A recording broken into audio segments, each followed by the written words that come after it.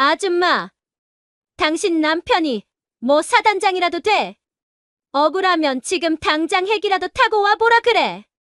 오늘 들려드릴 이야기는 수백 명의 가족들이 지켜보는 면회 현장에서 늦둥이 막내 동생이 특수부대 여교관에게 군홧발로 무참히 짓밟히는 것을 목격해야 했던 한 누나의 사연입니다. 그녀가 울부짖으며 항의하자 교관은 이게 군대라며 비웃었고 부대 전체가 이 끔찍한 폭력을 묵인했습니다. 하지만 그녀가 절망 속에서 건 전화 한 통.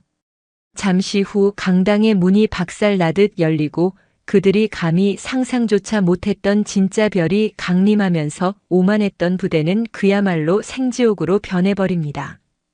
여러분이 만약 그 자리에 있었다면 어땠을 것 같나요?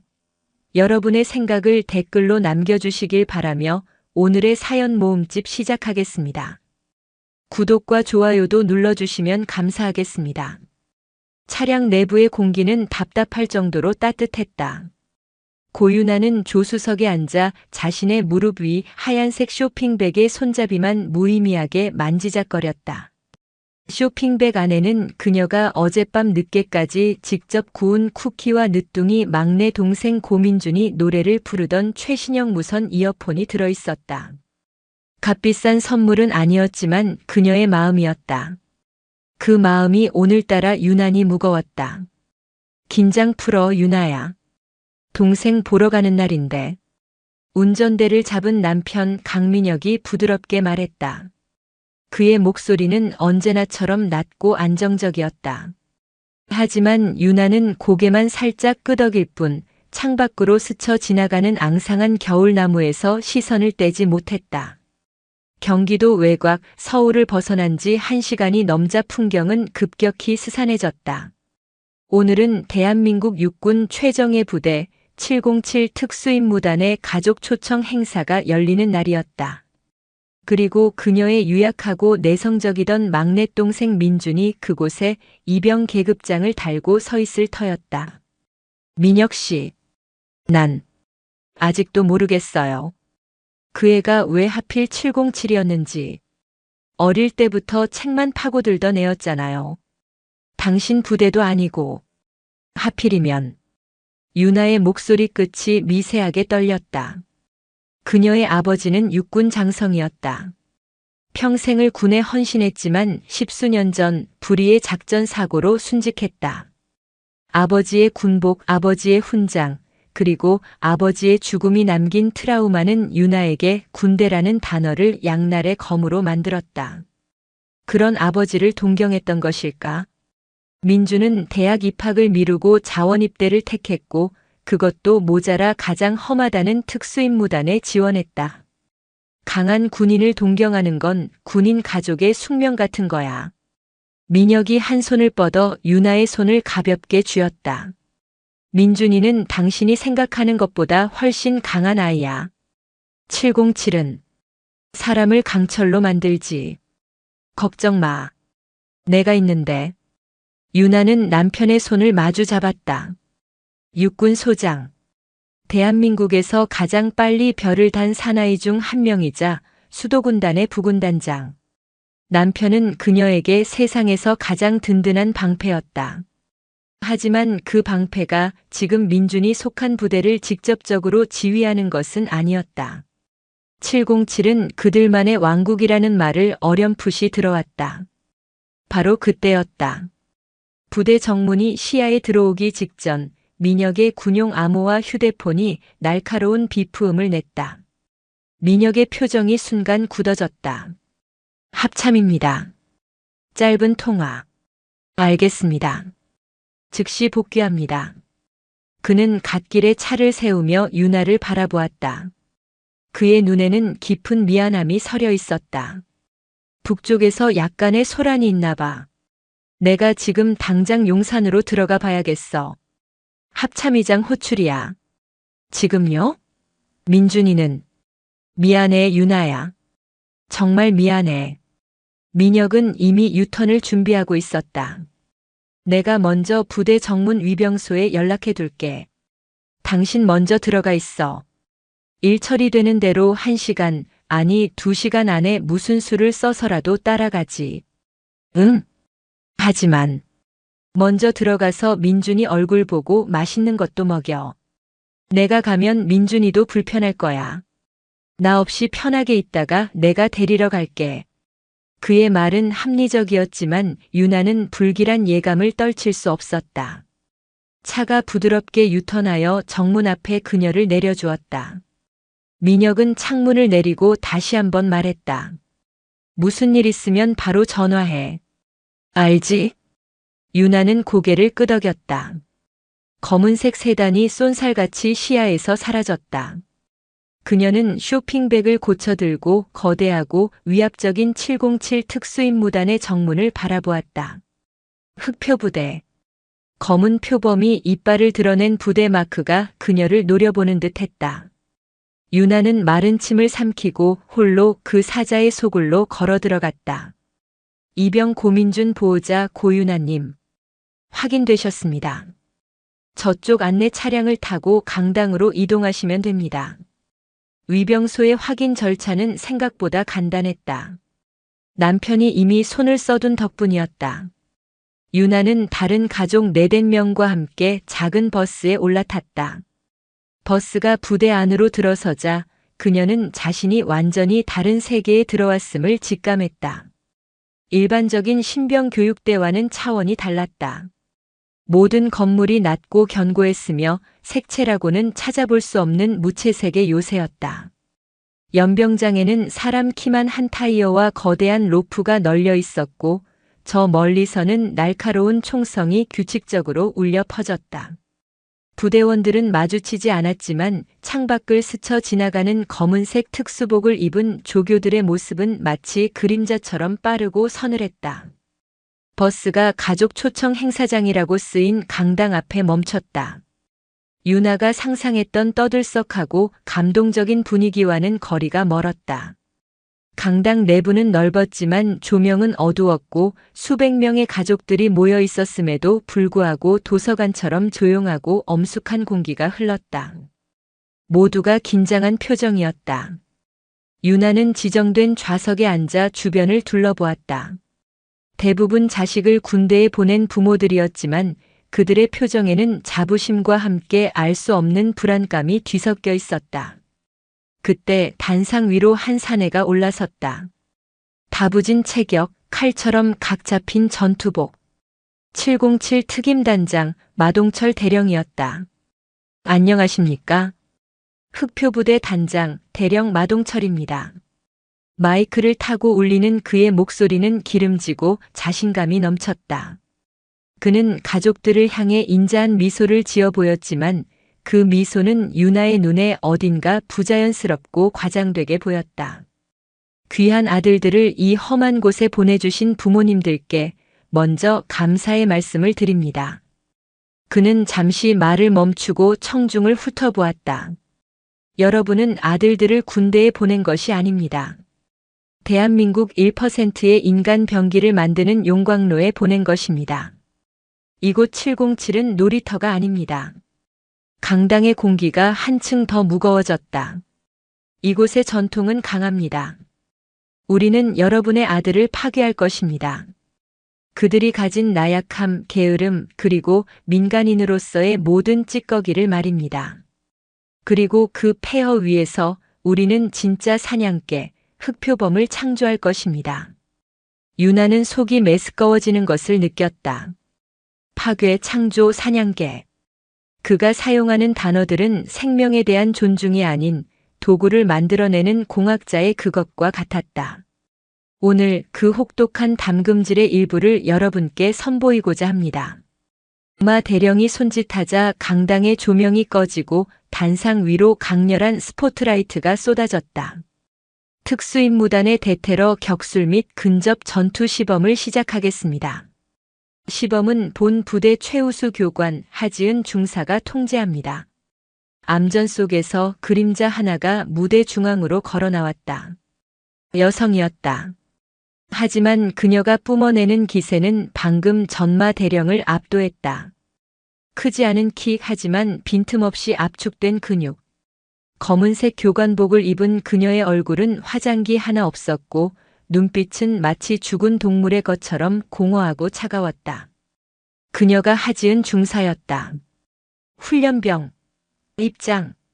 하 중사의 목소리는 여자라고는 믿기지 않을 만큼 낮고 거칠었다. 무대 양쪽에서 20명 남짓의 훈련병들이 군홧발 소리를 맞춰 뛰어들어왔다. 그들은 완벽한 오와 열을 맞춰 무대 위에 도열했다. 유나는 심장이 터질 듯한 긴장 속에서 동생을 찾았다. 그리고 찾았다.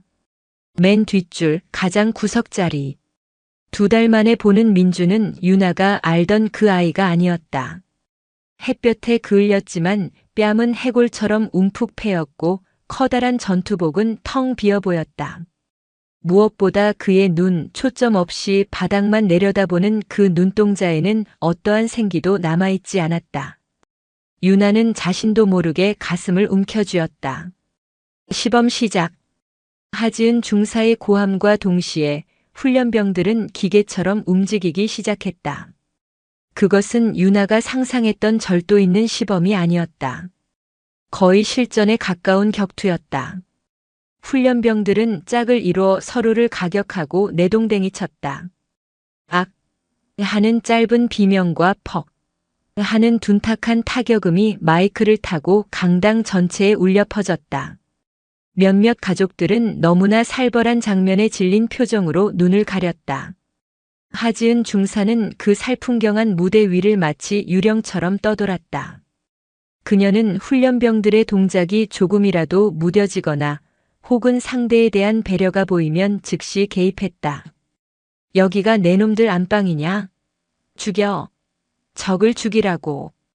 그녀는 한 훈련병의 멱살을 잡아 그대로 바닥에 매다 꽂았다. 쿵 하는 소리와 함께 훈련병이 신음을 토해냈다. 유나는 저러다 사람이 죽을 수도 있겠다는 공포에 휩싸였다. 마동철 대령은 그런 하중사의 모습을 무대 옆에서 아주 만족스러운 표정으로 지켜보고 있었다. 유나의 시선은 오직 민준에게만 고정되어 있었다. 민준은 파트너와 함께 약속된 동작을 수행하고 있었지만 그의 몸짓은 눈에 띄게 느리고 위태로워 보였다. 그는 공포에 질려 있었다. 파트너가 그를 가격하려 하자 민준은 방어하는 대신 본능적으로 눈을 감고 몸을 움츠렸다. 그 찰나의 순간을 하지은 중사는 놓치지 않았다. 모든 동작이 멈췄다. 하 중사가 손을 들어 시범을 중단시켰다. 강당 안에는 훈련병들의 거친 숨소리만 가득 찼다. 이병. 고민준. 하 중사의 목소리는 방금 전의 고함과 달리 뱀이 속삭이는 것처럼 낮고 섬뜩했다. 그녀는 천천히 고양이처럼 소리 없이 걸어 맨 뒷줄의 민준에게 다가갔다. 민준의 어깨가 경련하듯 떨렸다. 앞으로. 민준이 비틀거리며 대열 앞으로 걸어 나왔다. 스포트라이트가 그를 비췄다. 창백한 얼굴, 공포로 질린 눈. 유나는 의자 손잡이를 부서져라 움켜쥐었다. 이병 고민준. 하 중사가 민준의 주위를 천천히 돌며 말했다. 내 놈은 여기가 어딘 줄 알고 기어들어왔지? 대답 안 해. 707 특수임무단입니다.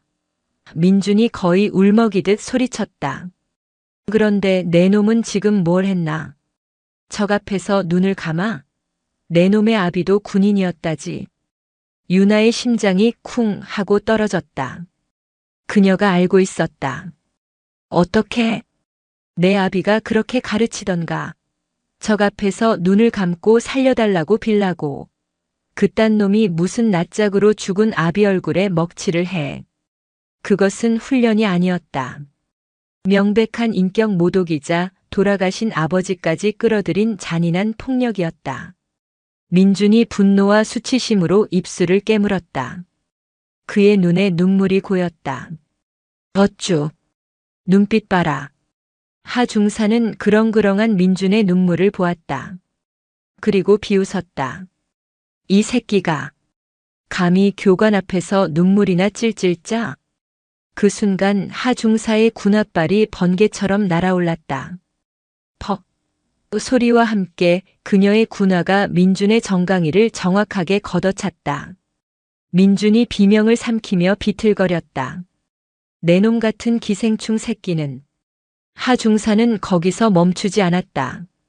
민준이 균형을 잃고 쓰러지려 하자 그녀는 한 걸음 더 다가가 이번에는 망설임 없이 민준의 복부를 군홧발로 짓밟았다. 커!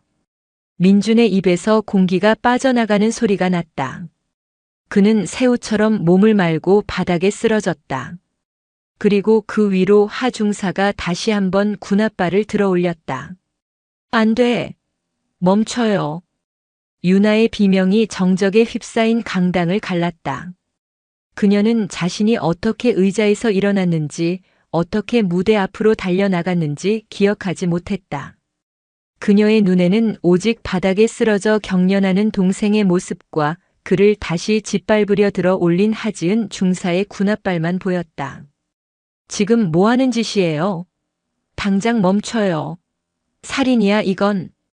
유나가 무대 위로 뛰어오르려 하자 무대 아래에 대기하고 있던 2명의 조교가 그녀의 양팔을 거칠게 붙잡았다. 민간인은 물러나십시오. 방해하지 마십시오. 이거나. 내 동생이야. 저 여자가 내 동생을 죽이려 한다고. 유나는 미친 사람처럼 발버둥 쳤다. 수백 명의 가족들이 경악과 공포에 휩싸인 채 이 모든 광경을 지켜보고 있었다. 그들 중 누구도 감히 나서지 못했다. 그들은 군대의 힘 그리고 하지은이라는 여자가 뿜어내는 살기에 압도당해 있었다. 하지은 중사는 민준에게서 발을 떼고는 천천히 무대 가장자리로 걸어왔다. 그녀는 조교들에게 붙들려 울부짖는 유나를 위아래로 훑어보았다. 그 눈빛에는 일말의 당혹감도 없었다. 오직 차가운 경멸과 귀찮음만이 가득했다. 아줌마. 그 한마디에 유나의 머릿속이 하얗게 변했다. 여긴 군사구역입니다. 아줌마 같은 민간인이 끼어들 때가 아니라고. 하중사는 조롱하듯 말했다. 당신 눈에는 이게 폭력으로 보이나? 이건 훈련입니다. 당신 동생이 약해 빠졌으니까 내가 지금 군기를 주입하는 중이라고. 알겠어요? 무슨 군기를? 저렇게 사람을 밟아. 당신 미쳤어? 제정신이야? 미친 건 당신이겠지. 하중사는 코웃음을 쳤다. 당신 같은 아줌마들이 내 새끼 하니까 요즘 군대가 이 모양 이 꼴인 거야. 당신 동생이 여기서 이 정도도 못 버티면 전쟁 나면 제일 먼저 죽어. 내가 지금 사람 하나 살리는 중이라고. 궤변이야. 당장 당신 상관 불러. 단장 나오라 그래. 유나가 소리쳤다. 상관? 하중사는 마치 세상에서 가장 재미있는 농담을 들은 사람처럼 웃었다. 저기 계시네. 마동철 단장님. 유나의 시선이 무대 옆으로 향했다. 마동철 대령은 팔짱을 낀 채 이 모든 상황을 묵묵히 지켜보고 있었다. 그는 유나와 눈이 마주치자 아주 곤란하다는 듯한 표정을 지어 보였지만 하지은 중사를 제지할 생각은 전혀 없어 보였다. 그는 이 상황을 묵인하고 있었다. 유나는 절망했다. 이들은 모두 한패였다. 이 거대한 요새 안에서 그녀는 완벽하게 혼자였다. 이거나 놓으라고. 그녀는 마지막 남은 힘으로 조교들의 손을 뿌리치려 애썼다. 그 순간 주머니 속의 휴대폰이 손에 잡혔다. 민혁. 남편이었다. 그녀는 거의 본능적으로 휴대폰을 꺼내들었다. 어딜? 조교 한 명이 휴대폰을 빼앗으려 했지만 유나는 필사적으로 몸을 비틀며 통화 버튼을 눌렀다. 여보세요? 유나야? 왜? 민혁 씨, 제발 와줘. 민준이가 맡고 있어. 저 여자가. 하중사라는 여자가. 군홧발로. 민준이를 짓밟았어. 피를 토해. 유나는 자신이 무슨 말을 하는지도 모른 채 울부짖었다. 수화기 너머의 민혁의 숨소리가 순간 멈췄다. 뭐? 유나야, 다시 말해봐. 누가 누굴 밟아? 수화기 너머로 들려오는 강민혁의 목소리는 이미 부드러운 남편의 것이 아니었다. 그것은 수천 명의 병력을 호령하는 지휘관의 날카로운 음성이었다. 하지은 중사. 저 여자가. 단장이 보는 앞에서 유나가 울음에 무너져 말을 잇지 못하는 사이 하지은 중사는 그 광경을 어이없다는 듯이 바라보고 있었다. 그녀는 유나를 붙잡고 있던 조교들에게 손짓으로 내버려 두라는 신호를 보냈다. 그리고는 유나에게 한 걸음 다가섰다. 남편한테 일러 바치는 거야, 지금? 하 중사의 목소리에는 노골적인 조롱이 담겨 있었다. 강당 안의 모든 사람들이 숨을 죽인 채 전화를 붙들고 우는 유나와 그녀를 비웃는 하 중사를 바라보고 있었다. 당신 남편이 뭐라도 돼? 육군 본부에라도 근무하시나? 하 중사는 주변의 다른 가족들을 향해 과장되게 외쳤다. 여러분, 이 아줌마 좀 보십시오. 동생 훈련받는 게 불쌍해서 남편한테 울면서 전화를 합니다. 이러니까 맘충 소리를 듣는 겁니다. 몇몇 가족들 사이에서 당혹스러운 웅성거림이 일었다. 하지만 하 중사의 기세에 눌려 누구도 유나를 변호하지 못했다. 당신 남편 계급이 뭔데? 원사? 아니면 소령? 707에 아는 사람이라도 있나 보지. 하 중사는 유나의 턱 밑까지 얼굴을 들이밀며 속삭였다. 아니면 연대장쯤 되시나? 그래서 지금 당신 남편이 여기까지 헬기라도 타고 올 것 같아? 그녀는 유나의 손에서 휴대폰을 거칠게 빼앗으려 했다. 1이네. 군사보안구역에서 함부로 통화하는 거 아니야. 안 돼. 내놔. 유나가 휴대폰을 지키기 위해 몸부림치는 바로 그 순간이었다. 꽝. 강당의 육중한 철제 정문이 폭발이라도 일어난 것처럼 양쪽으로 거칠게 열렸다. 모든 사람의 시선이 문 쪽으로 향했다. 눈부신 역광 속으로 검은색 베레모와 완전 무장을 한 헌병 특임대원들이 쏟아져 들어왔다. 그들은 일사불란하게 강당 내부로 산계하며 가족들을 향해 외쳤다. 전원 그 자리에 꼼짝 마. 손머리 위로. 가족들이 비명을 지르며 웅크렸다. 마동철 대령이 경악한 표정으로 단상에서 뛰어내려왔다. 이게 무슨 짓이야? 여긴 707이야. 당장 무기 버려. 하지만 헌병들은 마 대령의 말을 무시했다. 그들은 누군가를 위해 길을 열었다. 암흑 속에서 또각. 규칙적이고 무거운 군합발 소리가 강당 중앙을 가르며 다가왔다. 헌병들 사이로 한 사내가 걸어 나왔다. 그는 용산에서 급히 오느라 전투복 차림 그대로였다. 하지만 그의 전투복 어깨에는 이 부대의 그 누구와도 비교할 수 없는 압도적인 무게감이 서려 있었다. 은색으로 빛나는 2개의 별. 소장 계급장. 유나의 휴대폰을 빼앗으려던 하지은 중사의 손이 허공에서 멈췄다. 그녀의 눈이 믿을 수 없다는 듯 커졌다. 그녀는 그 계급장을 그리고 그 계급장의 주인을 알아보지 못했다. 하지만 마동철 대령은 달랐다. 그는 그 얼굴을 그리고 그 어깨의 별 2개를 정확히 알고 있었다. 수도군단 부군단장. 육군 최연소 소장이자 합참의장조차 함부로 대하지 못하는 전쟁광 강철의 지휘관. 강민혁 소장. 마동철 대령의 얼굴에서 핏기가 사라졌다. 그는 숨 쉬는 것조차 잊은 채 그 자리에 얼어붙었다. 강당 안의 시간은 그대로 얼어붙었다. 수백 명의 가족들은 영문도 모른 채 헌병들의 통제 아래 굳어 있었고 707의 조교들과 훈련병들은 눈앞에 나타난 소장을 향해 경례조차 붙이지 못하고 있었다. 그들은 충격으로 마비되었다. 하지은 중사는 자신이 조롱하던 아줌마의 남편이 현역 투스타라는 사실을 깨닫는 순간 온몸에 피가 역류하는 듯한 공포를 느꼈다. 그녀의 입이 벌어졌지만 아무 소리도 나오지 않았다. 아까의 그 당당하던 기세는 온데간데 없이 그녀는 그저 사냥꾼 앞에 사슴처럼 떨고 있었다. 마동철 대령은 사색이 된 얼굴로 황급히 강민혁 소장 앞으로 달려왔다. 그의 이마에는 이미 식은 땀이 흥건했다. 네, 대령 마동철입니다. 강 소장님, 어쩐 일로 이 누추한 곳까지. 마 대령의 경례는 다급하고 어설펐다. 강민혁 소장은 그의 경례를 받는 둥 마는 둥 그를 그대로 스쳐 지나갔다. 그의 시선은 오직 한 곳에 고정되어 있었다. 그는 헌병들에게 붙들려 있던 것도 아니고 하중사에게 위협당하던 것도 아닌 그저 무대 앞에서 넋이 나간 채 울고 있는 아내 고윤아에게로 향했다.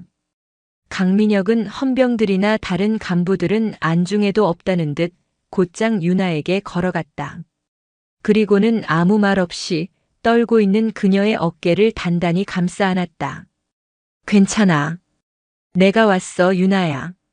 그의 낮고 차분한 목소리에 윤아는 참아왔던 모든 것이 무너지듯 그의 품에 안겨 오열하기 시작했다.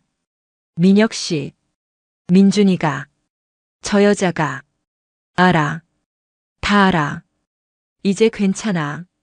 민혁은 아내를 부드럽게 달래면서 고개를 돌려 무대 바닥에 쓰러져 신음하는 처남 고민준 이병을 바라보았다. 그의 눈빛은 아내를 향할 때와는 정반대로 칼날처럼 날카롭고 차가워졌다. 그는 윤아를 부축해 가장 가까운 의자에 앉힌 뒤 천천히 몸을 돌렸다. 그의 시선이 먼저 그 자리에 못 박힌 듯 서 있는 하지은 중사에게 향했다. 하 중사는 숨을 쉴 수 없었다. 그녀가 느낀 것은 단순한 상급자에 대한 공포가 아니었다. 그것은 전쟁터에서 수없이 죽음을 목격한 자만이 뿜어낼 수 있는 압도적인 살기였다. 그리고 민혁의 시선은 마동철 대령에게로 옮겨갔다. 마 대령. 예. 소장님.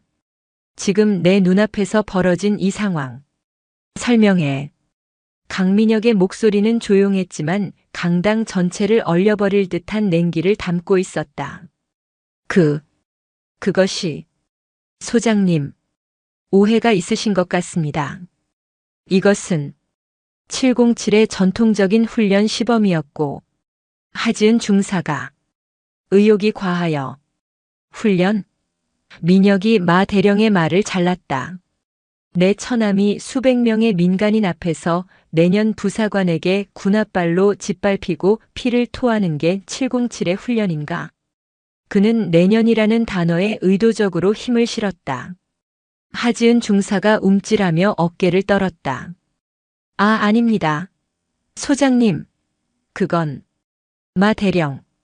나는 지금 자네의 변명을 들으러 온 게 아니야. 민혁은 자신의 전투복 주머니에서 장갑을 꺼내 천천히 착용했다.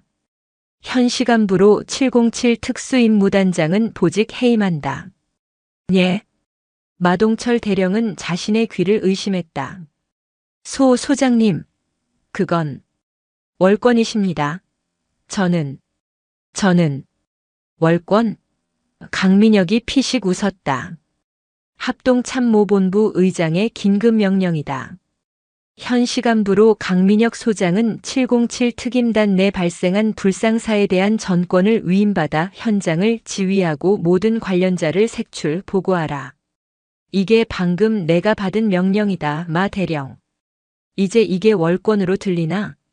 마동철 대령의 입이 닫혔다. 합참의장의 명령. 그것은 방패가 아니라 자신의 목을 겨누는 칼이었다. 헌병대장. 민혁이 외쳤다. 예. 소장님. 저기 서 있는 하지은 중사. 지금 당장 현행범으로 체포한다. 죄목은 직권남용, 가혹행위, 그리고 민간인. 내 아내에 대한 협박 및 폭행 미수다. 당장 끌어내. 알겠습니다. 헌병 2명이 하 중사에게 달려가 그녀의 양팔을 뒤로 꺾어 수갑을 채웠다. 하지은은 저항할 생각조차 못한 채 소장님, 잘못했습니다. 살려주십시오. 라고 비명을 질렀지만 헌병들에게 개처럼 끌려나갔다. 강민혁은 쓰러진 민준을 향해 고갯짓했다. 의무대. 당장 저 병사 국군 수도병원으로 헬기 이송해. 최고 등급으로. 그리고 그는 다시 마동철을 바라보았다. 그리고 자네, 마 대령. 자네는 지금부터 나와 함께 단장실로 가지. 자네가 말한 그 오해가 뭔지 아주 천천히 하나도 빠짐없이 들어봐야겠어. 강민혁 소장의 눈은 웃고 있지 않았다. 707 특임단장실은 방금 전에 소란이 거짓말인 것처럼 고요했다. 하지만 그 고요함 속에는 팽팽하게 당겨진 활시위 같은 긴장감이 감돌았다. 방의 주인인 마동철 대령은 자신의 의자에 앉지 못하고 방문 갱용 소파에 죄인처럼 앉아 있었다. 진짜 주인은 강민혁 소장이었다. 그는 마 대령의 거대한 집무 책상에 기대어 서서 방금 전 헌병 수사관이 가져온 서류를 넘기고 있었다. 고윤아는 남편의 고집으로 단장실 한편에 마련된 의자에 앉아 차갑게 식은 차를 들고 있었다. 그녀는 이곳에서 벌어질 일을 똑똑히 지켜봐야 했다. 마 대령. 강민혁이 서류에서 눈을 떼지 않고 말했다. 자네 말대로라면 이건 하지은 중사 개인의 과잉 충성에서 비롯된 우발적인 사고여야 해. 그렇습니다, 소장님. 제가 부하 관리를 잘못했습니다. 전적으로 제 불찰입니다. 하지만 절대 제가 지시하거나 묵인한. 그런데 강민혁이 서류 한 장을 들어보였다. 이게 뭔가? 특수훈련 강화 주간. 지난달 단장 지시로 시행됐군. 나약한 정신 상태를 보이는 훈련병은 충격요법을 통해서라도 즉각 개선할 것. 여기서 말하는 충격요법이 내 처남처럼 군홧발로 밟는 건가? 마 대령의 얼굴이 하얗게 질렸다. 아닙니다. 그건 그저 정신교육을 강화하라는 비유적인 표현이었습니다. 비유? 강민혁이 코웃음을 쳤다. 군대에서 그것도 707에서 충격요법이라는 단어를 비유로 쓰는 지휘관도 있나? 자네 나를 바보로 아는군. 강민혁은 다음 서류를 넘겼다. 좋아. 이건 그렇다 치지. 그럼 고민준 이병이 왜 하지은 중사의 표적이 되었을까? 내 처남이라서? 아니면 유독 약해서? 그럴 겁니다. 하 중사가 워낙 강한 군인을 추구하는. 거짓말 마. 조용히 있던 유나가 소리쳤다. 강민혁과 마 대령의 시선이 그녀에게 향했다. 유나의 손은 떨리고 있었지만 눈빛은 분노로 불타고 있었다. 민준이가 저한테 편지 보냈었어요. 일주일 전에. 유나가 가방에서 구겨진 편지지를 꺼냈다. 자기가 부대에서 이상한 걸 봤다고. 밤에 간부들이 장비를 어디론가 실어 나르는 걸 봤다고 했어요. 마동철 대령의 눈동자가 격렬하게 흔들렸다. 강민혁은 유나에게서 편지를 받아들었다. 민준의 어설픈 글씨체로 쓰인 내용이었다. 누나, 나 무서워. 여기 하중사라는 사람이 날 자꾸 노려봐. 며칠 전에 내가 불침번 설 때 하중사랑 다른 간부 몇 명이 창고에서 검은 상자를 막 꺼내서 단장님 차에 싣는 걸 봤어. 나랑 눈이 마주쳤는데 그날 이후로 나를 기생충이라고 불러. 강민혁은 편지를 천천히 접어 주머니에 넣었다.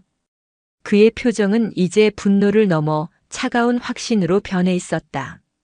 마 대령, 자네 지금부터 묵비권을 행사해도 좋다. 어차피 군 검찰에 가서 다 말하게 될 테니까.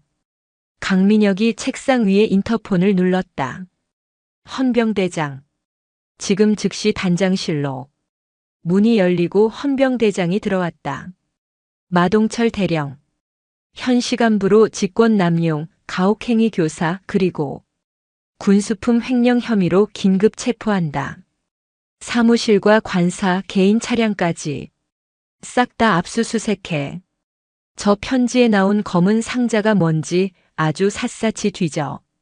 마동철 대령은 더 이상 변명하지 못했다. 그는 자신이 쳐놓은 덫에 자신이 걸려들었음을 깨달았다.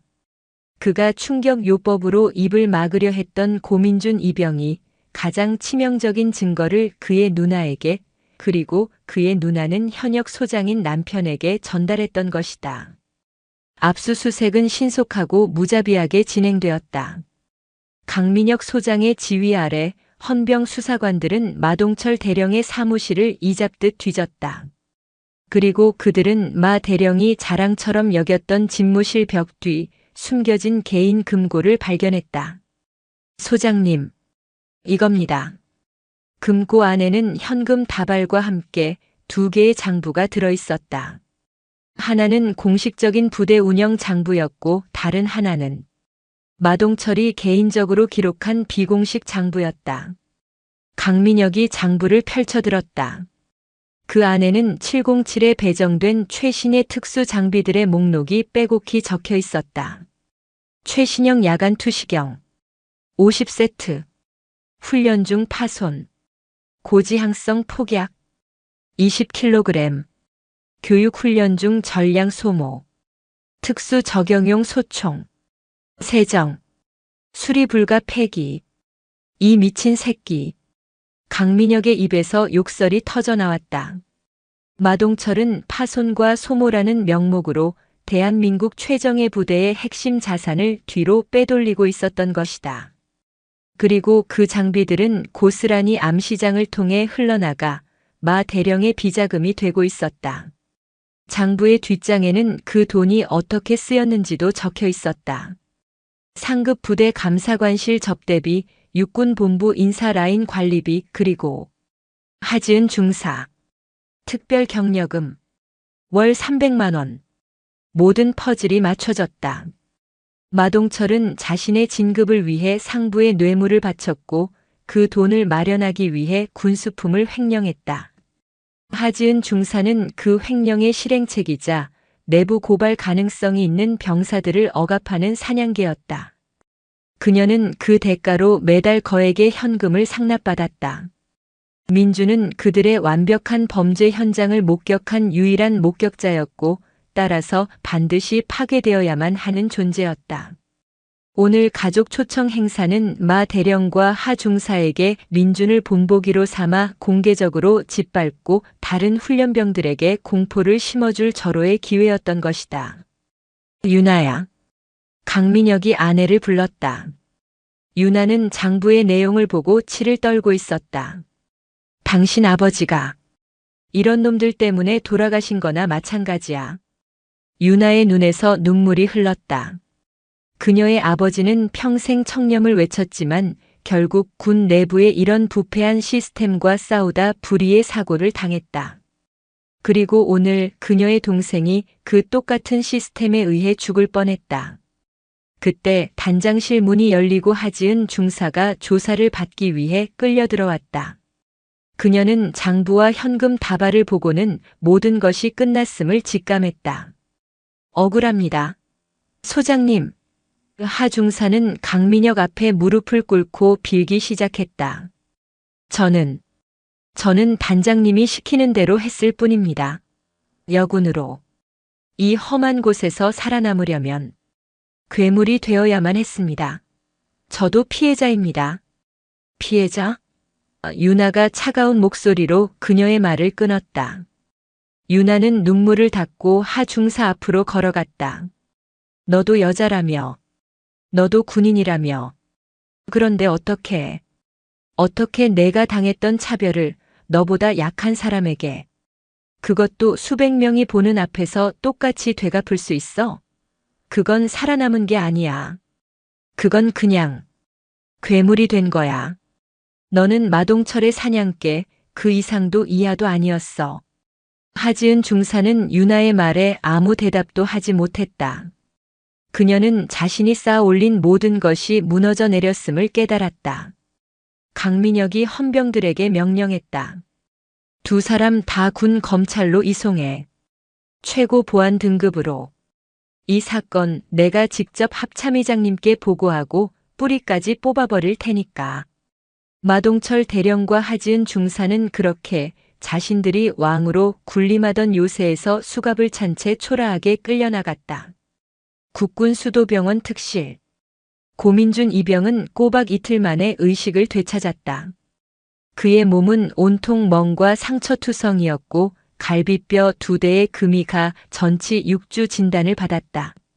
하지만 그의 눈은 707에서 봤던 그 공포에 질린 눈이 아니었다. 누나. 민준아. 유나가 그의 손을 잡고 울음을 터뜨렸다. 괜찮아? 괜찮은 거야? 응. 괜찮아. 매형은? 밖에 있어. 너 깨어났다고 하면 아마 뛰어들어올 거야. 민주는 희미하게 웃었다. 매형. 진짜 멋있더라. 영화 보는 줄 알았어. 바보야. 그런 말이 나와? 너 정말 죽는 줄 알았다고. 누나. 민준이 유나의 손을 힘겹게 마주 잡았다. 나. 미안해. 누나 말 들을 걸 그랬어. 나 같은 놈은 707에 가면 안 되는 거였어. 유나는 고개를 저었다. 아니야. 내 잘못이 아니야. 그놈들이 괴물이었던 거야. 두 남매가 한참을 말없이 울고 있을 때 병실 문이 열리고 강민혁 소장이 들어왔다. 그는 전투복이 아닌 깔끔한 근무복 차림이었다. 일어났군, 처남. 매형. 아니, 소장님. 와주셔서 감사합니다. 민준이 어설프게 경례를 하려 하자 민혁이 그의 어깨를 지그시 눌렀다. 환자는 눕는 게 임무다. 그는 유나의 어깨를 감싸 안으며 민준의 침대 옆에 섰다. 몸은 좀 어때? 괜찮습니다. 죽을 정도는 아닙니다. 그래. 넌 군인 아들답게 강한 놈이다. 민혁은 잠시 창밖을 바라보다가 다시 민준을 보며 말했다. 마동철 대령과 하지은 중사 둘 다 구속됐다. 군사 재판에서 중형을 피하지 못할 거야. 707은 지휘부 전체가 교체될 거다. 민준아. 민혁이 진지한 목소리로 물었다. 내가 원한다면 당장 의병 제대시킬 수 있다. 내가 겪은 일은 단순한 폭행이 아니라 PTSD를 유발할 수 있는 심각한 트라우마다. 군 병원 진단서 한 장이면 돼. 아무도 너를 나약하다고 비난 못해. 유나도 간절한 눈빛으로 동생을 바라보았다. 그래, 민준아. 이제 됐어. 그만해도 돼. 누나랑 집에 가자. 민준은 두 사람을 잠시 바라보았다.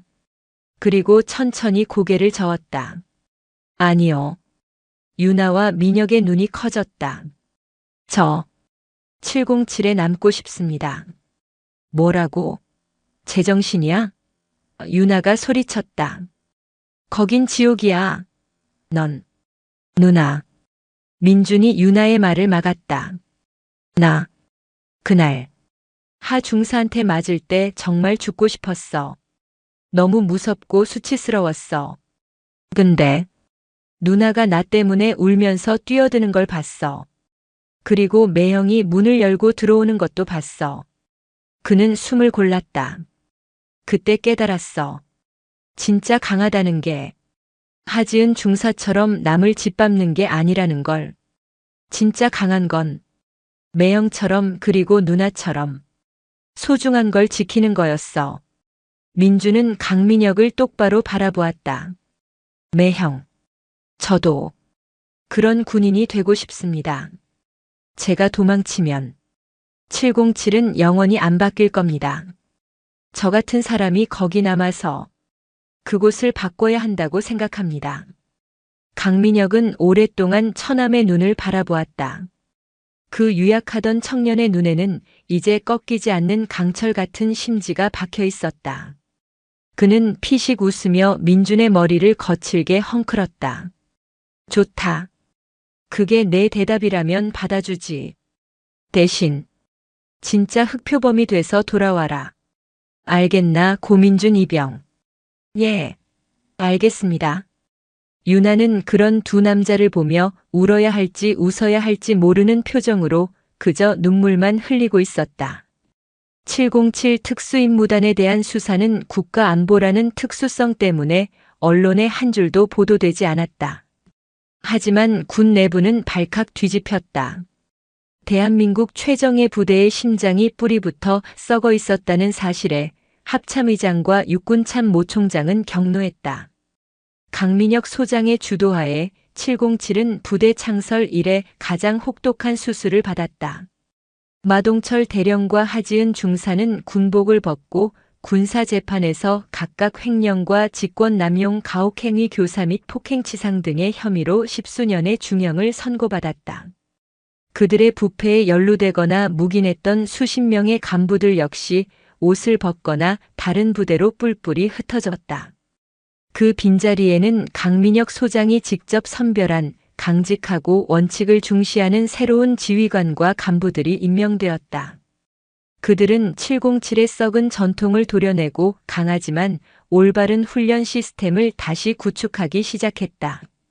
폭력과 가혹행위가 사라진 자리에 과학적이고 체계적인 훈련이 도입되었다. 그리고 6개월의 시간이 흘렀다. 다시 찾아온 가족 초청 행사. 하지만 6개월 전에 그 음습하고 위압적이던 분위기는 어디에도 없었다. 부대 정문은 활짝 열려 있었고 가족들은 밝은 표정으로 자식들과 담소를 나누고 있었다. 유나와 강민혁도 그들 사이에 있었다. 유나는 이번에는 쿠키 대신 민준이 좋아하는 따뜻한 갈비찜을 싸들고 왔다. 저기 온다. 민혁이 연병장 한쪽을 가리켰다. 검은색 특수복을 입은 대원들이 구보를 하며 다가오고 있었다. 그들의 군가는 우렁찼고 표정은 자신감이 넘쳤다. 그리고 그 대열의 맨 앞에서 조금은 까무잡잡해지고 근육으로 다부진 청년이 환하게 웃으며 손을 흔들었다. 누나, 매형. 이제는 일병 계급장을 단 고민준이었다. 그는 더 이상 과거의 유약한 소년이 아니었다. 어머니, 아버지. 아이고, 내 새끼. 여기저기서 감격의 재회가 이어졌다. 유나도 민준을 힘껏 껴안았다. 고생했어, 내 동생. 정말 멋있어졌다.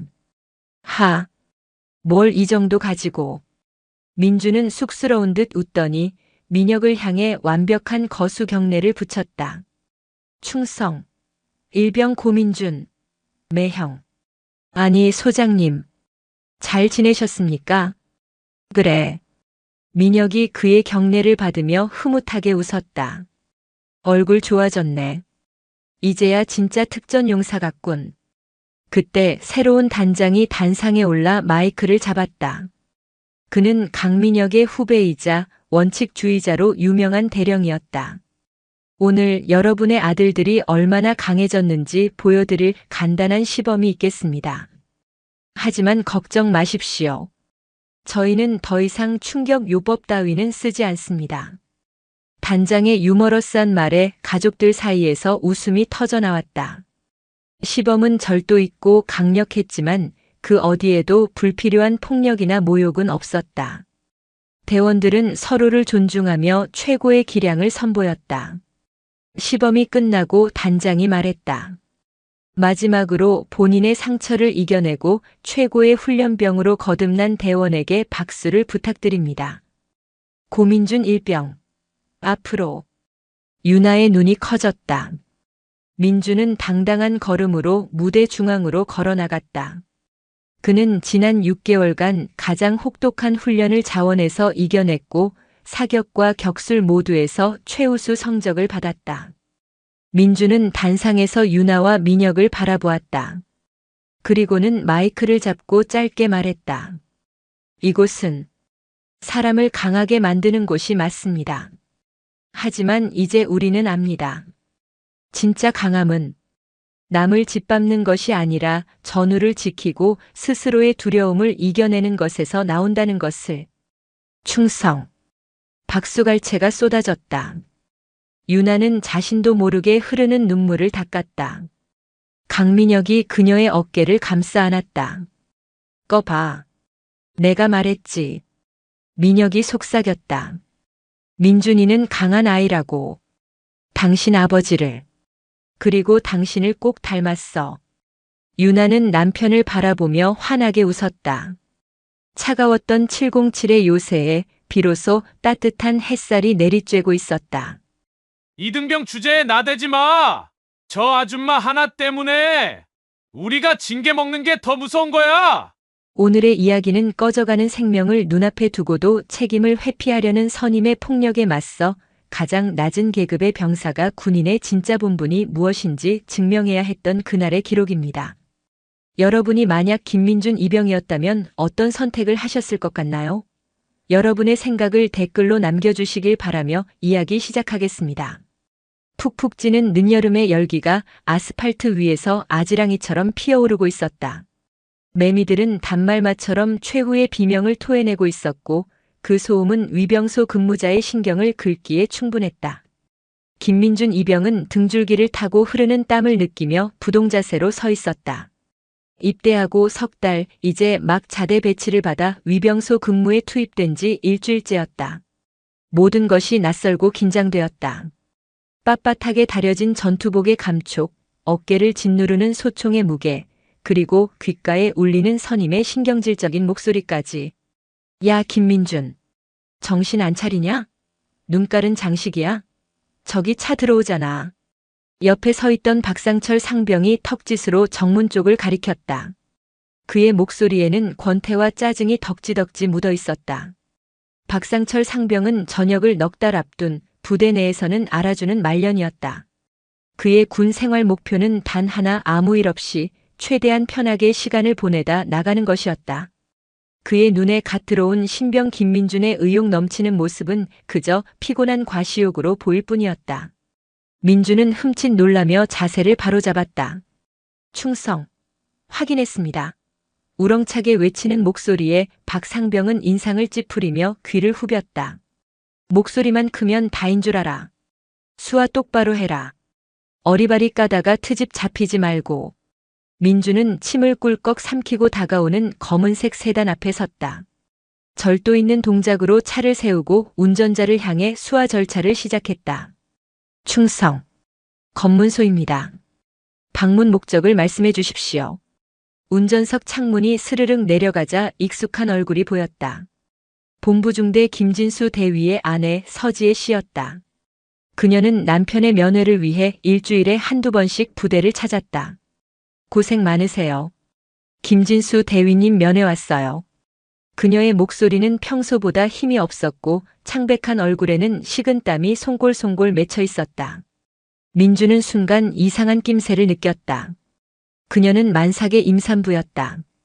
금방이라도 아이가 태어날 것처럼 배가 불렀고 오늘따라 유난히 더 힘들어 보였다. 민주는 신분증을 확인하고 방문 기록을 작성하는 동안에도 힐끔힐끔 그녀를 살폈다. 그녀는 핸들을 잡은 손을 가늘게 떨고 있었고 간간히 숨을 몰아쉬었다. 사모님 괜찮으십니까? 안색이 많이 안 좋으십니다.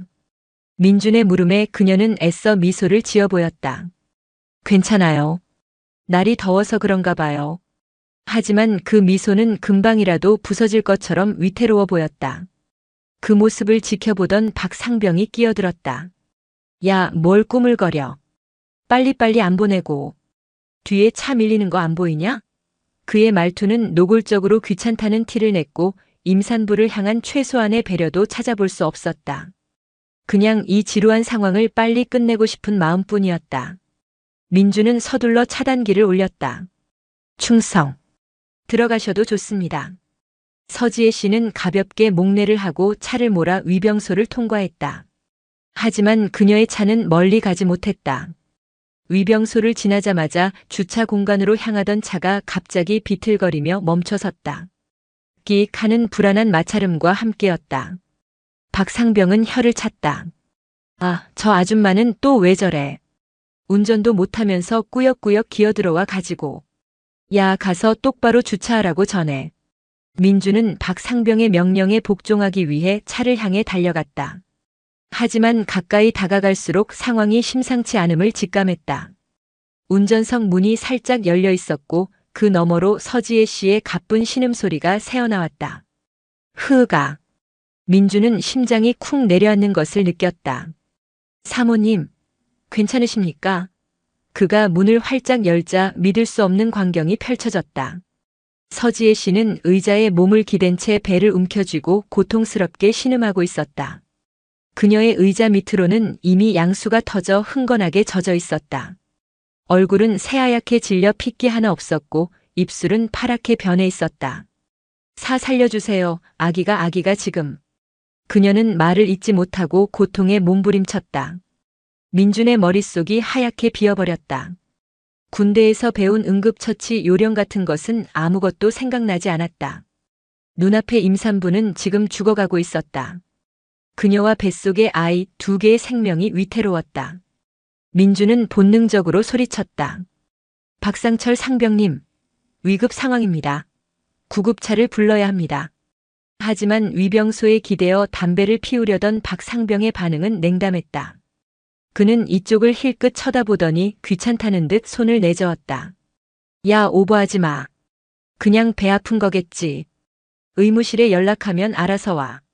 괜히 일 크게 만들지 말고 네 선에서 처리해. 지금 그럴 상황이 아닙니다. 양수가 터졌습니다. 당장 병원으로 가야 합니다. 민준의 목소리는 절박함으로 떨리고 있었다. 그러나 박상병의 귀에는 그저 신병이 나서는 것으로만 들렸다. 자신의 통제를 벗어나려는 하극상으로 느껴졌다. 그는 피우려던 담배를 구겨 던지고 성큼성큼 민준에게 다가왔다. 그의 얼굴에는 심기가 불편한 기색이 역력했다. 박상철 상병의 얼굴은 분노로 일그러져 있었다. 그는 민준의 외침을 자신에 대한 도전으로 받아들였다.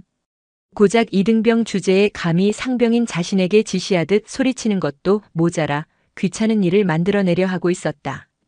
그의 머릿속은 복잡한 규정과 책임 회피 논리로 가득 찼다. 민간인을, 그것도 부대 안에서 잘못 건드렸다가 무슨 일이 생기면 모든 책임은 자신과 위병소 근무자들에게 돌아올 터였다. 최악의 경우 영창에 갈 수도 있었다. 그는 그런 위험을 감수하고 싶지 않았다. 야, 김민준. 너 지금 뭐 하자는 거야? 여기가 네 안방인 줄 알아? 누가 네 멋대로 판단하고 소리 지르래? 박상병은 으르렁거리며 민준의 앞을 가로막았다. 그의 눈에는 이성적인 판단 따위는 없었다. 오직 자신의 안위와 이등병을 짓밟아 기강을 잡으려는 폭력적인 충동만이 번뜩였다. 민준은 다급하게 외쳤다. 상병님, 지금 그게 중요한 게 아닙니다. 저분 저러다 정말 큰일 납니다. 빨리 의무대에 연락하고 119에도 신고해야 합니다. 닥쳐. 의무대 연락은 당직사관 통해서 하는 거야. 절차 몰라? 그리고 119는 무슨 119? 부대 안에서 일어난 일은 부대 안에서 해결하는 거야. 괜히 외부에 알렸다가 일 커지면 네가 책임질래? 박상병은 군대 특유의 폐쇄적인 논리를 방패 삼아 민준의 행동을 억압했다. 그의 말은 틀린 것이 아니었다. 군대에는 정해진 보고 체계와 절차가 있었다. 하지만 지금은 한시가 급한 응급 상황이었다. 절차를 따지다가 사람을 죽게 내버려 둘 수는 없었다. 서지혜 씨의 신음소리가 점점 더 커졌다. 그녀는 이제 비명을 지를 힘조차 없는 듯 꺽꺽거리며 가쁜 숨을 몰아쉬었다.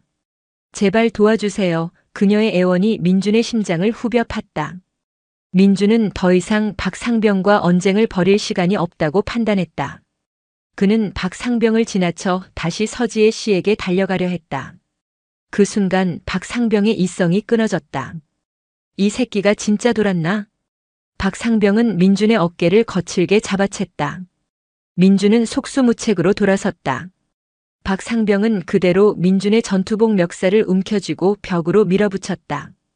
쿵 하는 소리와 함께 민준의 등이 차가운 위병소 외벽에 부딪혔다. 충격에 잠시 숨이 멎었다. 내가 뭔데 나대? 이등병 주제에 뭐라도 된 것 같아? 여기가 사회인 줄 알아?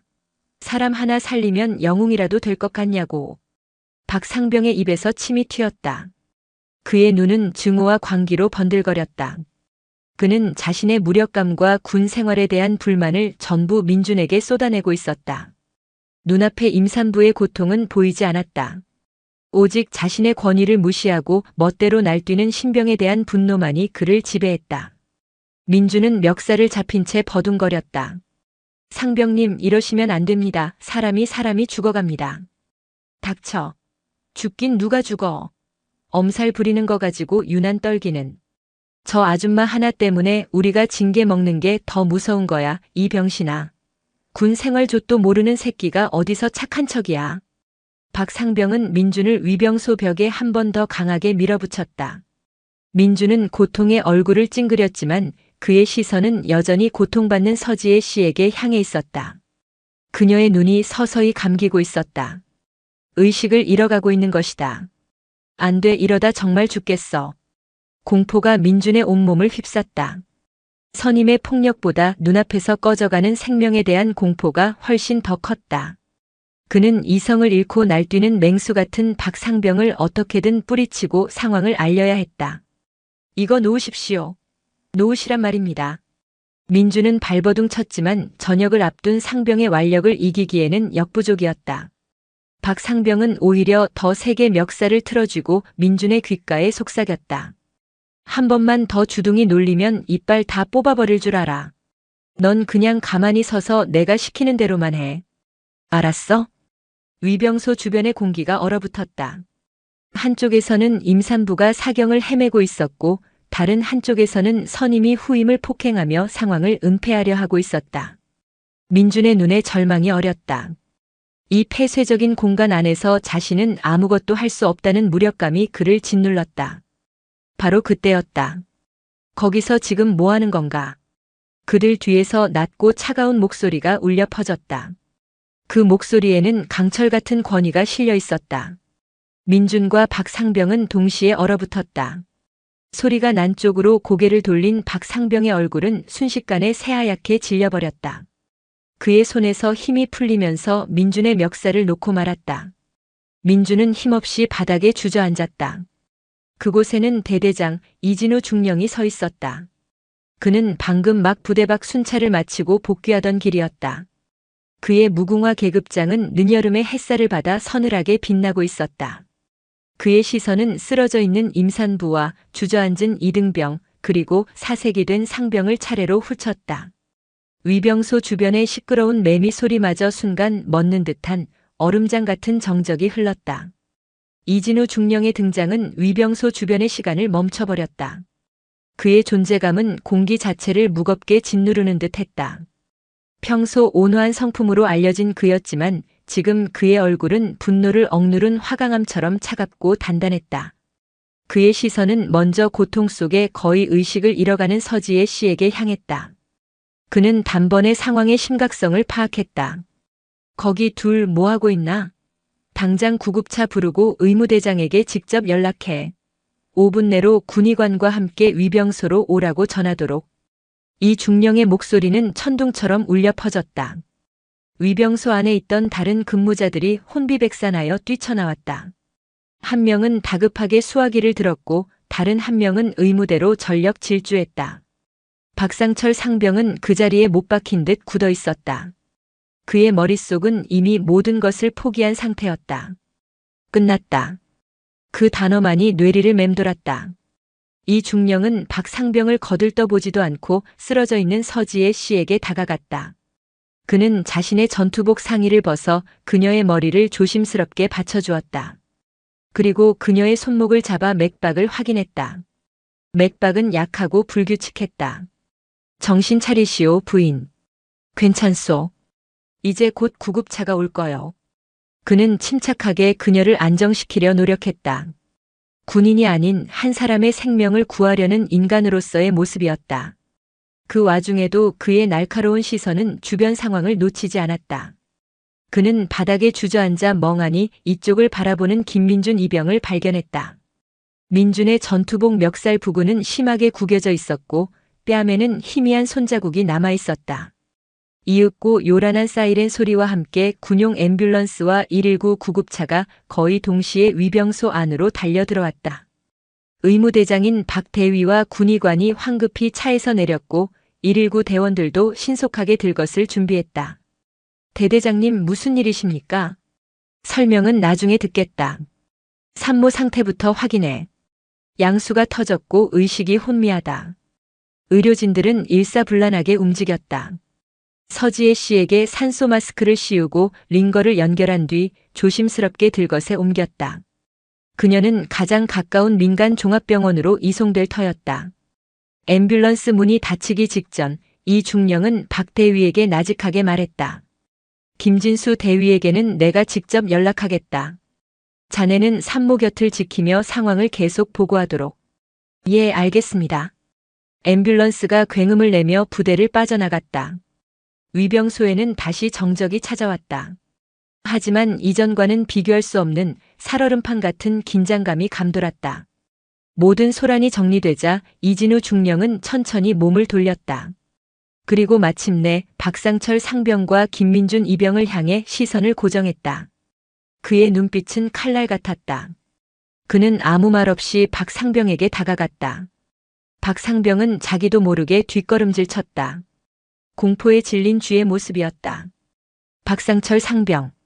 네. 상병 철. 박 상병의 목소리는 염소처럼 떨려 나왔다. 평소 후임들 앞에서 부리던 허세는 온데간데 없었다. 자네 눈에는 저 임산부가 보이지 않았나? 대답. 뭐 보였습니다. 상황이 위급하다는 것도 몰랐나? 그것이 절차에 따라 보고를. 절차?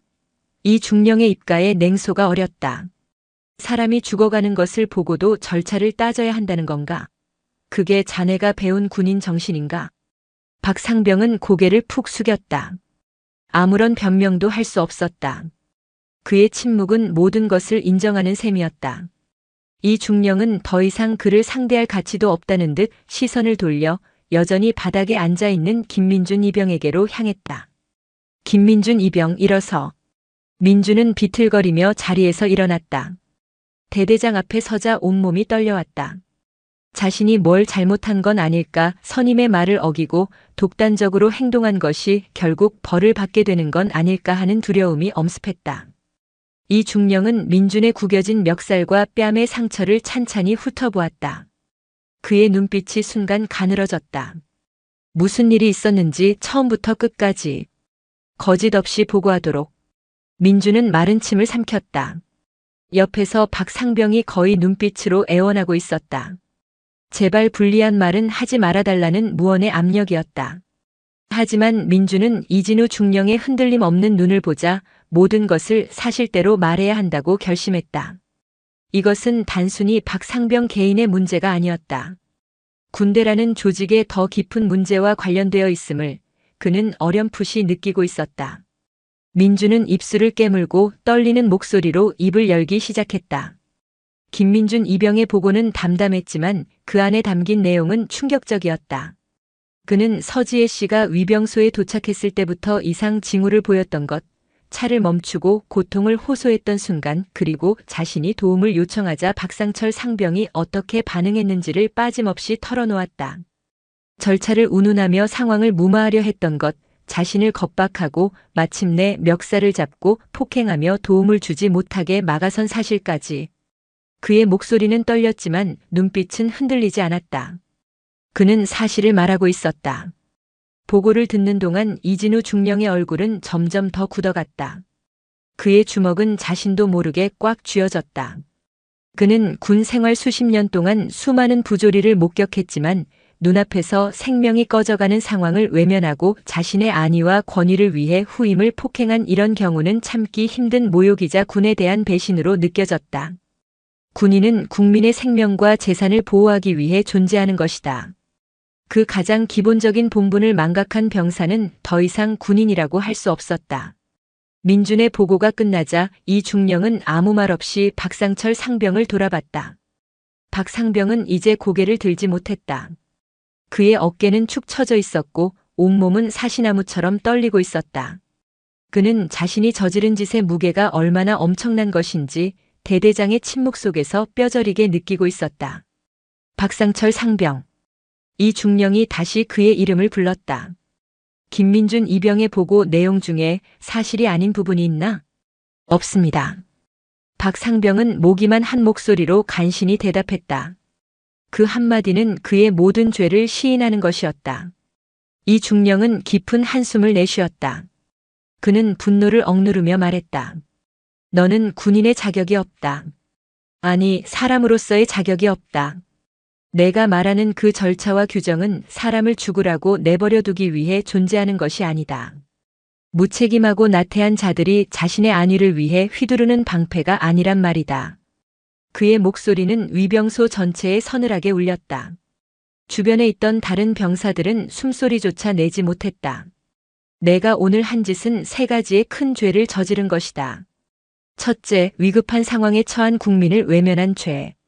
둘째, 올바른 판단을 하고 행동하려던 후임을 폭행하고 직무 수행을 방해한 죄. 셋째, 이 모든 행동으로 군의 명예를 실추시킨 죄다. 이 중령은 말을 마친 뒤 위병소 당직 근무를 서고 있던 부사관을 불렀다. 당직하사. 예, 중사 최민식. 박상철 상병의 총기를 회수하고 즉시 대대장실로 연행하도록. 중대장에게 연락해서 관련 경위서를 상세하게 작성하여 보고하라고 전하고. 알겠습니다. 최 중사는 조금의 망설임도 없이 박 상병에게 다가가 그의 소총을 회수했다.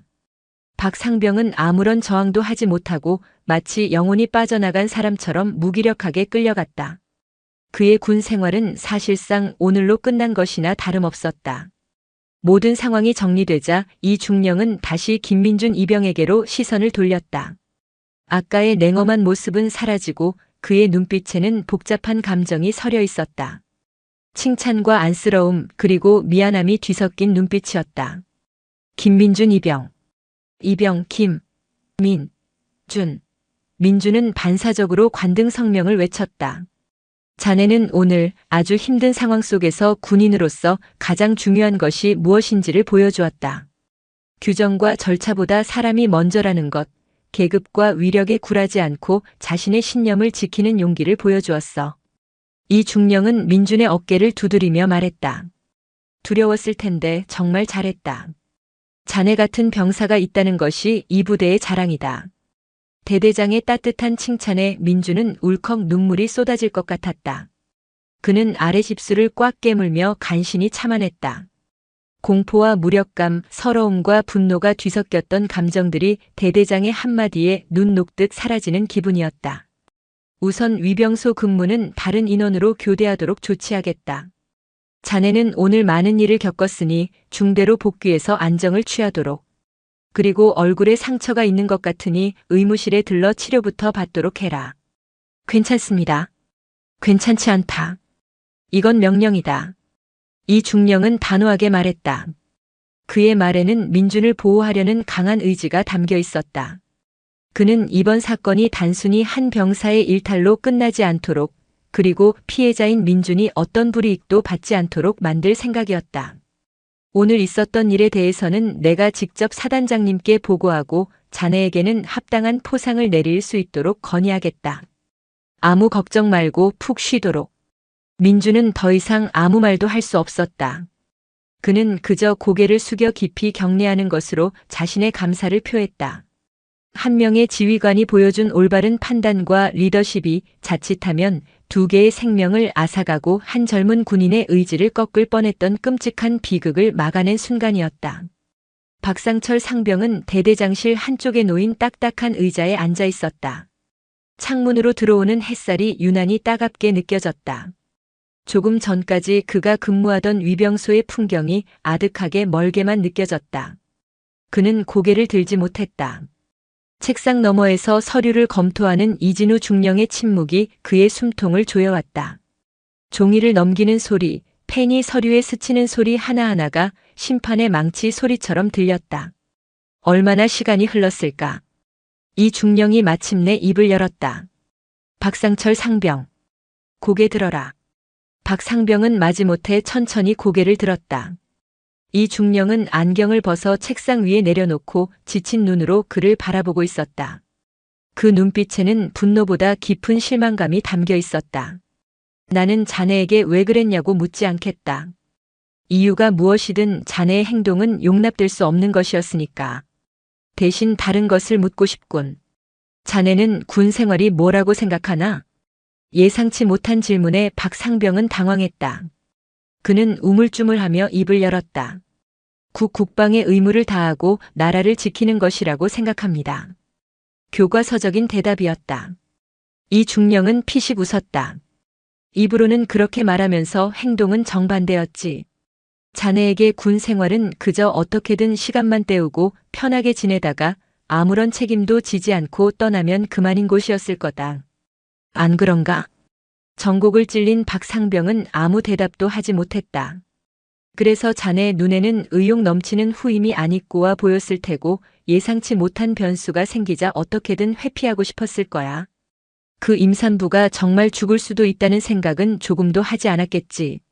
아니, 설령 그런 생각을 했더라도 그로 인해 내가 입게 될 피해가 더 두려웠을 거다. 이 중령의 말은 칼날이 되어 박상병의 양심을 후벼 팠다. 그는 자신의 이기심과 비겁함이 얼마나 끔찍한 결과를 낳을 뻔했는지 이제야 깨닫고 있었다. 만약 대대장이 그 순간 나타나지 않았다면 서지혜 씨와 뱃속의 아이는 어떻게 되었을까? 생각만 해도 등골이 오싹했다. 박상병. 군대는 사람을 죽이는 기술을 배우는 곳이기도 하지만 역설적으로 사람을 살리기 위해 존재하는 곳이다. 우리는 총을 들고 있지만 그 총구는 항상 적을 향해야지 우리가 지켜야 할 국민이나 함께 싸워야 할 전우를 향해서는 안 된다. 그런데 너는 오늘 그 총구를 내 멋대로 휘둘렀다. 위기에 처한 국민을 외면했고 너의 전우를 폭행했다. 이 중령은 자리에서 일어나 창가로 걸어갔다. 그는 창밖의 연병장을 바라보며 말을 이었다. 자네에게는 중징계가 내려질 거다. 군기 교육대에 가게 될 수도 있고 남은 군 생활 내내 다른 병사들의 손가락질을 받게 될지도 모르지. 하지만 그보다 더 무서운 벌이 뭔지 아나? 박상병은 고개를 저었다. 평생 오늘을 후회하며 살게 될 거라는 거다. 자네의 비겁함 때문에 두 생명이 사라질 뻔했다는 기억, 그 기억이 자네를 평생 따라다니며 괴롭힐 게다. 그게 군법보다 더 무서운 형벌이야. 이 중령은 말을 마친 뒤 책상 위에 전화기 버튼을 눌렀다. 인사과장, 나 대대장이다. 지금 바로 내 사무실로 오도록. 잠시 후 노크 소리와 함께 인사과장이 들어왔다. 이 중령은 박상병을 가리키며 말했다. 이 병사는 금일부로 모든 보직에서 해임하고 징계위원회가 열리기 전까지 대기 조치하도록. 상세한 징계 사유와 절차는 내가 직접 서류로 넘기겠다. 인사과장은 굳은 얼굴로 경례하고 박상병을 데리고 나갔다. 텅 빈 대대장실에 남은 이 중령은 깊은 피로감을 느끼며 의자에 몸을 기댔다. 한 병사의 일탈을 처리하는 것보다 무너진 군 기강과 병사들의 안일한 정신 상태를 어떻게 바로잡아야 할지 고민이 깊어졌다. 같은 시각 김민준 이병은 중대 의무실에 앉아 있었다. 군의관은 그의 뺨에 난 상처를 소독하며 혀를 찼다. 이거 그냥 긁힌 게 아니라 손톱 자국이네. 세 개도 잡았구만. 아프면 아프다고 얘기해. 괜찮습니다. 민주는 덤덤하게 대답했다. 뺨의 통증보다 아직도 진정되지 않는 심장의 두근거림이 더 크게 느껴졌다. 치료를 마치고 생활관으로 돌아오자 동기들과 선임들의 시선이 일제히 그에게 쏠렸다. 몇몇은 걱정스러운 눈빛으로 다가와 괜찮냐고 물었고 몇몇은 멀찍이서 수군거렸다. 박상철 상병이 대대장에게 직접 연행되었다는 소문은 이미 부대 전체에 파다하게 퍼져 있었다. 민주는 선임을 꼰지른 후임으로 낙인 찍힐 수도 있었다. 하지만 그의 예상과 달리 대부분의 병사들은 그를 비난하지 않았다. 오히려 그의 용기를 칭찬하는 분위기였다. 평소 박상병의 게으르고 권위적인 태도에 불만을 품고 있던 병사들이 많았기 때문이다.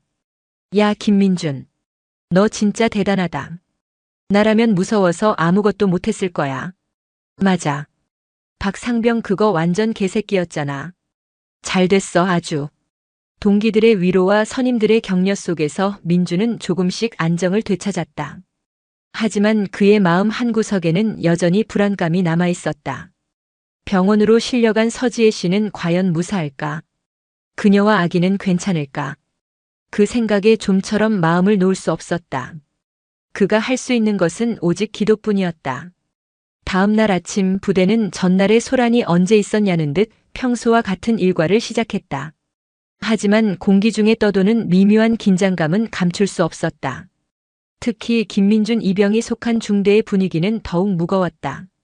박상철 상병의 빈자리는 생각보다 컸고 그의 징계 소식은 병사들 사이에서 끊임없는 화제거리였다. 아침 점호 시간 중대장은 이례적으로 길게 훈시를 했다. 그는 어제 있었던 사건을 직접적으로 언급하지는 않았지만 군인의 본분과 책임감 그리고 전우회에 대해 힘주어 강조했다. 그의 시선은 여러 번 민준에게 머물렀다. 그것은 질책이 아닌 격려와 신뢰의 눈빛이었다. 일과가 시작되고 민준은 다른 병사들과 함께 진지 보수 작업에 투입되었다. 흙먼지를 뒤집어 쓰고 삽질을 하는 고된 작업이었지만 그는 묵묵히 자신의 임무에만 집중했다. 다른 생각을 할 겨를을 주지 않으려는 자기 나름의 노력이었다. 하지만 문득문득 어제 일이 떠올라 삽을 쥔 손에 힘이 빠지곤 했다. 김이병 잠깐 쉬었다가 해. 작업을 지휘하던 행정보급관이 다가와 물통을 건넸다. 그는 평소 무뚝뚝하기로 소문난 사람이었지만 오늘따라 민준을 대하는 태도가 유달리 부드러웠다. 어제 일은 들었다. 고생 많았다. 아닙니다. 박상병 그놈은 군기 교육대로 가게 될 거다. 아마 영창보다 더 힘든 곳이 될 게다. 너한테 무슨 해코지라도 할까봐 걱정했는데 그럴 일은 없으니 안심해라. 행정보급관은 툭툭 민준의 어깨를 두드려주고는 다른 곳으로 갔다. 그의 무심한 듯한 위로가 민준의 마음을 조금은 가볍게 해주었다. 오후가 되었을 때 중대 행정병이 헐레벌떡 작업장으로 달려왔다. 이병 김민준, 지금 당장 대대장실로 오시랍니다.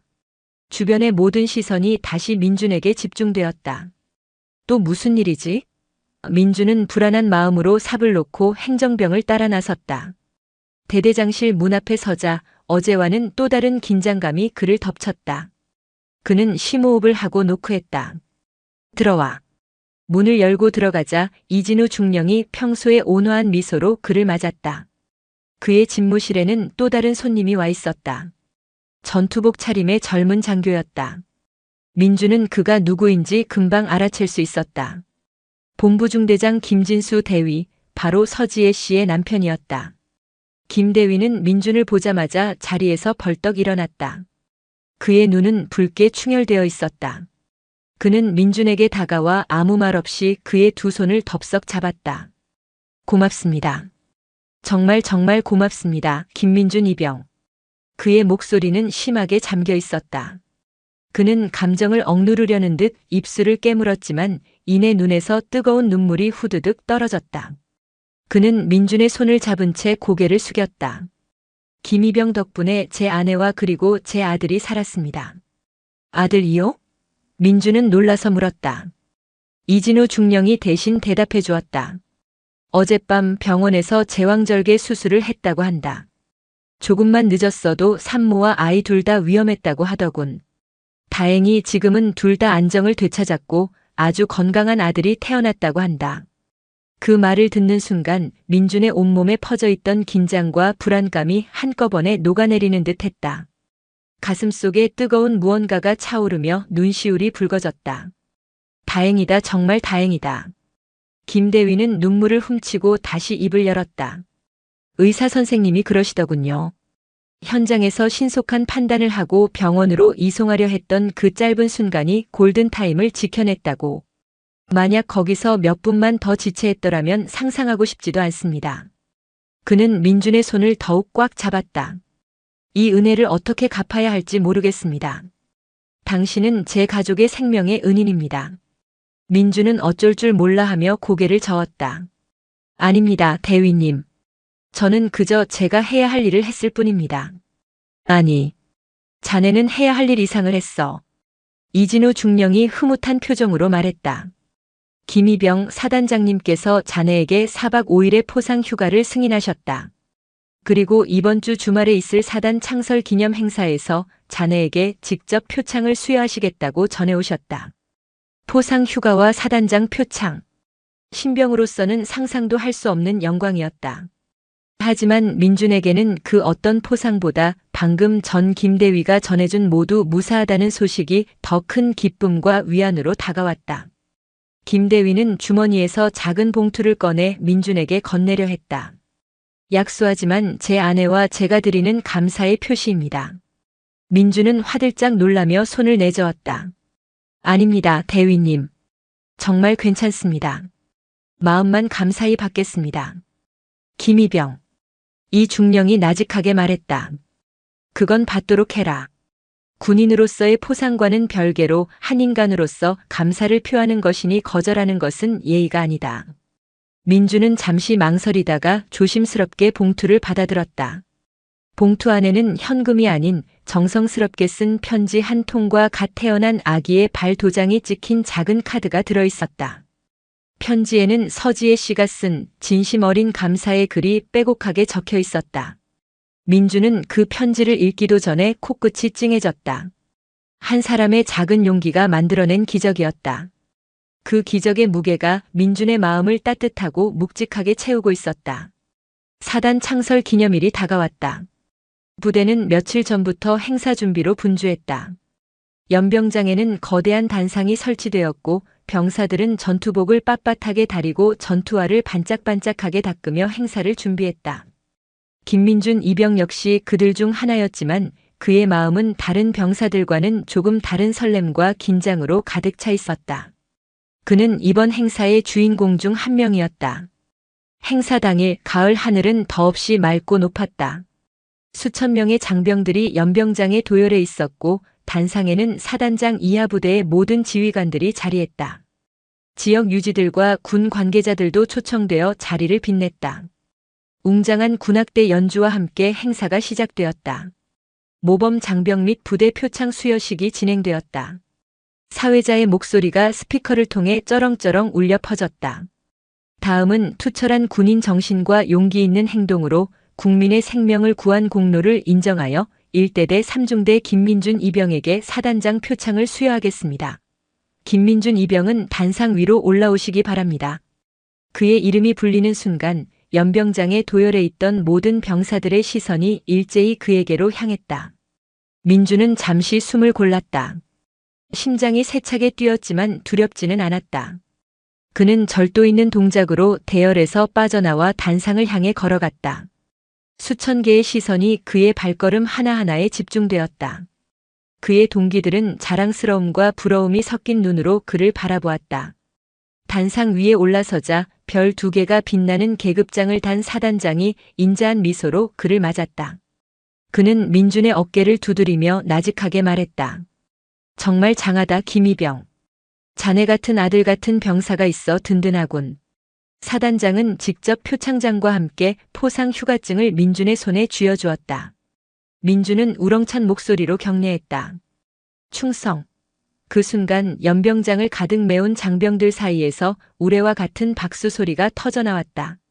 그것은 단순히 형식적인 박수가 아니었다. 한 젊은 군인의 용감한 행동에 대한 진심 어린 존경과 찬사가 담긴 박수였다. 민준은 단상 위에서 자신에게 박수를 보내는 전우들을 바라보았다. 저들 중 누군가는 그날의 자신처럼 부조리한 상황에 처할 수도 있을 것이다. 하지만 오늘 이 순간을 기억한다면 그들도 자신처럼 용기를 낼 수 있지 않을까? 그런 생각이 들자 가슴 벅찬 감동이 밀려왔다. 표창 수여식이 끝나고 행사의 마지막 순서인 부대원들의 가족 면회 시간이 이어졌다. 민준은 휴가를 나가기 전이었기에 찾아올 가족이 없었다. 그는 홀로 생활관으로 돌아가려던 참이었다. 김민준 이병. 뒤에서 익숙한 목소리가 들려왔다. 돌아보니 환하게 웃고 있는 김진수 대위와 이제는 건강을 완전히 회복한 듯 보이는 그의 아내 서지혜 씨가 서 있었다. 그녀의 품에는 하얀 속삭이에 쌓인 작은 아기가 안겨 있었다. 사모님, 아기. 민주는 반가움에 달려갔다. 서지혜 씨는 고마움이 가득한 눈으로 민준을 바라보았다. 김이병님 덕분이에요. 오늘 표창 받으시는 모습 정말 멋있었어요. 그녀는 조심스럽게 아기를 민준에게 보여주었다.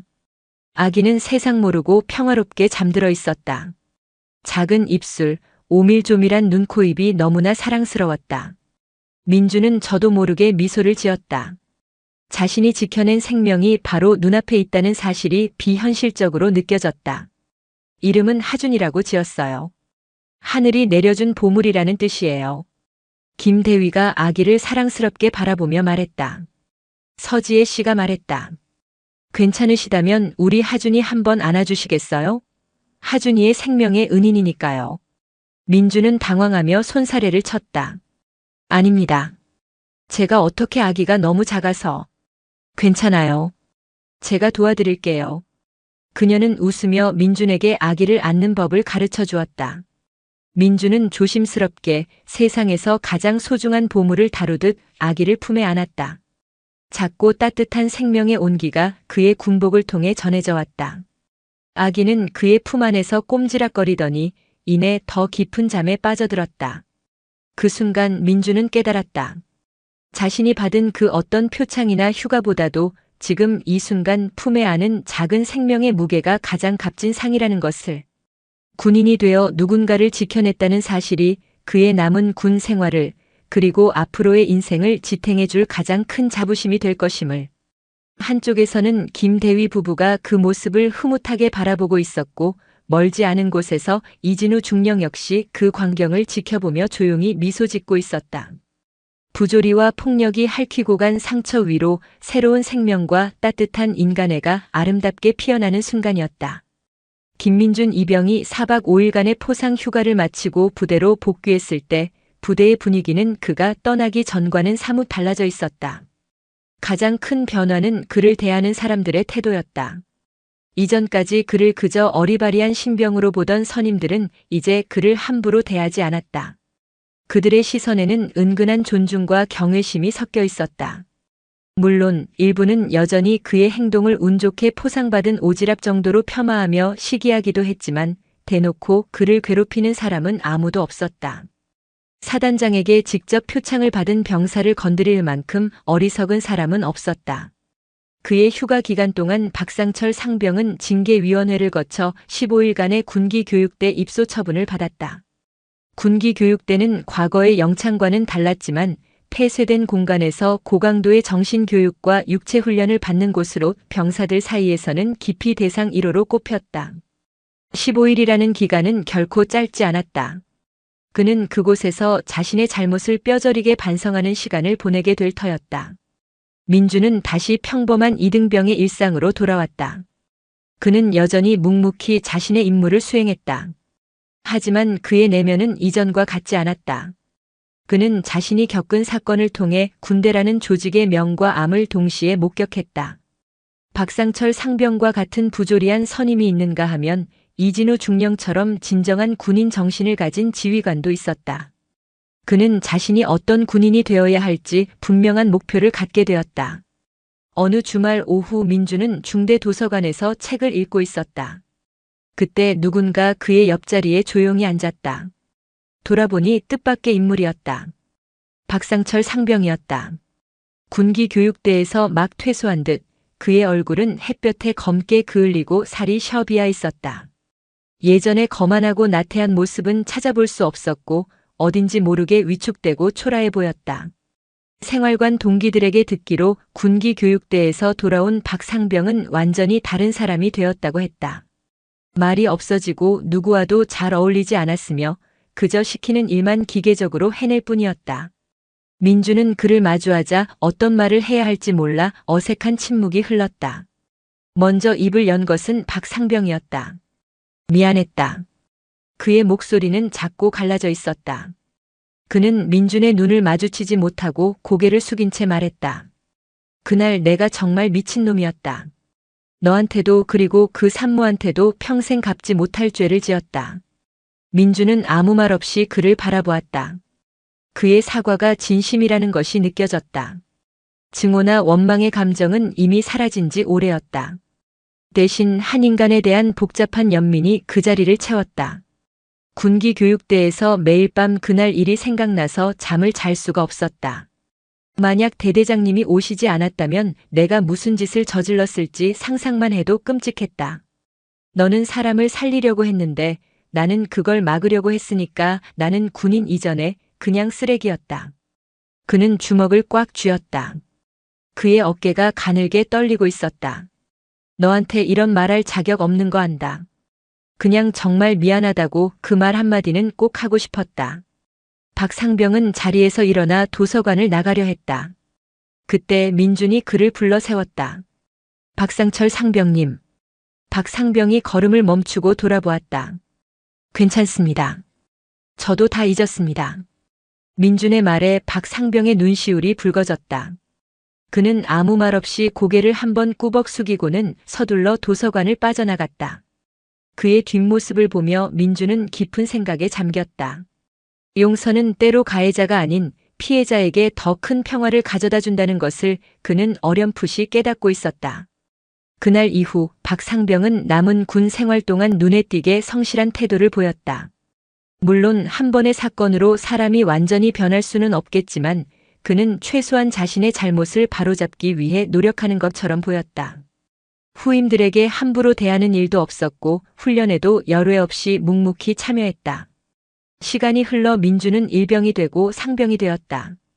그는 부대 내에서 FM이면서도 융통성 있는 선임으로 통했다.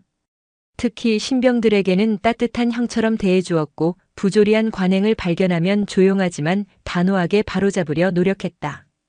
그의 행동은 이진우 중령의 굳건한 신뢰를 바탕으로 했기에 가능한 일이었다. 그의 군 생활 내내 김진수 대위 부부와의 인연은 계속되었다. 김 대위는 민준을 친동생처럼 아껴주었고 민준이 휴가를 나갈 때마다 집으로 초대해 식사를 대접했다. 민준은 하준이가 뒤집기를 하고 기어다니고 마침내 첫걸음말을 떼는 모든 과정을 지켜볼 수 있었다. 하준이는 유독 민준을 잘 따랐고 그를 보면 방긋방긋 웃으며 품에 안겨왔다. 민준에게 하준이는 단순한 아이가 아니었다. 자신의 선택이 옳았다는 것을 증명해주는 살아있는 증거이자 희망의 상징이었다.